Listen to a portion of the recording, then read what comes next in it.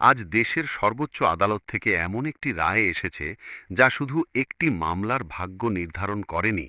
এই রায় আমাদের বিচার ব্যবস্থার নৈতিক মেরুদণ্ড, নারীর অধিকার এবং ক্ষমতার অপব্যবহারের বিরুদ্ধে রাষ্ট্রের অবস্থান সবকিছুর ওপরই একসঙ্গে আলো ফেলেছে। একদিকে আদালতের ভাষায় সত্যমেব জয়তে, অন্যদিকে প্রশ্ন, প্রভাবশালী হলে কি শাস্তির ভার হালকা হয়? আজ সেই প্রশ্নের মুখে দাঁড়িয়ে দেশের বিচার ব্যবস্থা স্পষ্ট করে বলেছে, না, হবে না। দিল্লির একটি আদালত সম্প্রতি উন্নাও ধর্ষণ মামলায় দোষী সাব্যস্ত প্রাক্তন বিজেপি বিধায়ক কুলদীপ সিং সেঙ্গারকে জামিন দিয়েছিল। সেই সিদ্ধান্ত ঘিরেই দেশ জুড়ে ক্ষোভ, প্রশ্ন, প্রতিবাদ। কারণ যাকে আদালতই দোষী সাব্যস্ত করেছে, যার বিরুদ্ধে আইপিসি ৩৭৬ ধারা ও পক্সো আইনের মতো গুরুতর অভিযোগ প্রমাণিত, তাকে কিভাবে সাজা স্থগিত রেখে মুক্তির সুযোগ দেওয়া হয়? এই প্রশ্নটাই আজ পৌঁছেছিল দেশের সর্বোচ্চ আদালত সুপ্রিম কোর্ট অফ ইন্ডিয়ায়, এবং প্রধান বিচারপতির বেঞ্চ স্পষ্ট ভাষায় জানিয়ে দিয়েছে নিম্ন আদালতের সেই সিদ্ধান্তে স্থগিতাদেশ, অর্থাৎ কুলদীপ সেঙ্গার জেলেই থাকবেন। এখানে একটি বিষয় খুব পরিষ্কার করে বলা দরকার, এই রায় কোনো প্রতিশোধ নয়, কোনো রাজনৈতিক হিসাবও নয়, এটি বিচারিক সংবেদনশীলতার প্রশ্ন।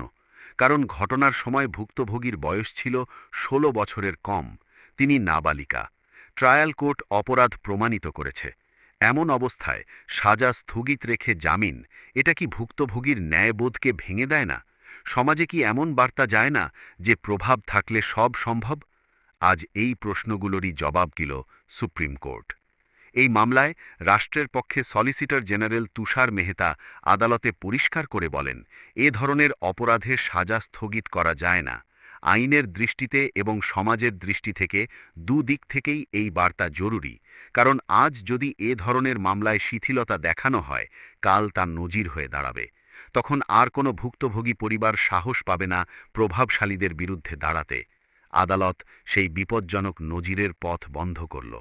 এই রায়ের সামাজিক প্রেক্ষাপটটাও সমান গুরুত্বপূর্ণ। দিল্লির আদালতের জামিনের পর ভুক্তভোগী পরিবার রাস্তায় নেমেছিল, প্রশ্ন তুলেছিল, ন্যায় কোথায়? আর সেই প্রতিবাদ সামলাতে গিয়ে দিল্লি পুলিশ যেভাবে ভুক্তভোগীকে হেনস্থা করেছে, তা গণতন্ত্রের জন্য লজ্জাজনক। একা একটি মেয়ে, একা একটি পরিবার ক্ষমতার সামনে দাঁড়িয়ে প্রশ্ন তুলেছিল, পাশে ছিল হাতে গোনা কয়েকজন সমাজকর্মী। এই অবস্থায় আদালতের আজকের সিদ্ধান্ত কেবল আইনি স্বস্তি নয়, নৈতিক স্বীকৃতিও। রাজনৈতিক প্রতিক্রিয়াও ছিল চোখে পড়ার মতো।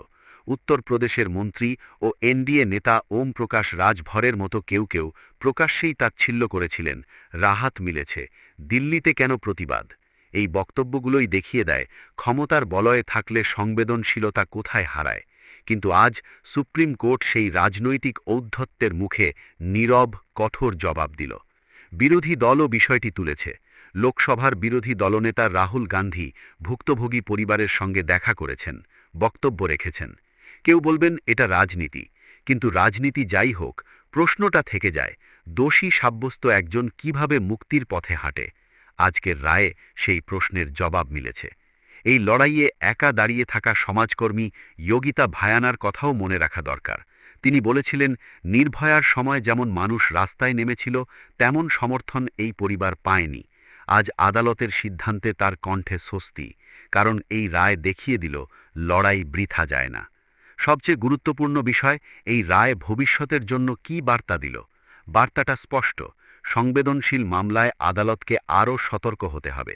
দোষী সাব্যস্ত হলে প্রভাব, পদ, পরিচয় কিছুই ঢাল হতে পারে না। বিচার ব্যবস্থা আজ বলেছে, ন্যায় কেবল কাগজে নয়, বাস্তবেও কার্যকর হবে। আজ যদি কুলদীপ সেঙ্গারের মতো প্রভাবশালীরা মুক্তি পেতেন, তাহলে সমাজে এক ভয়ঙ্কর বার্তা যেত, অপরাধ করে ক্ষমতার জোরে ফিরে আসা যায়।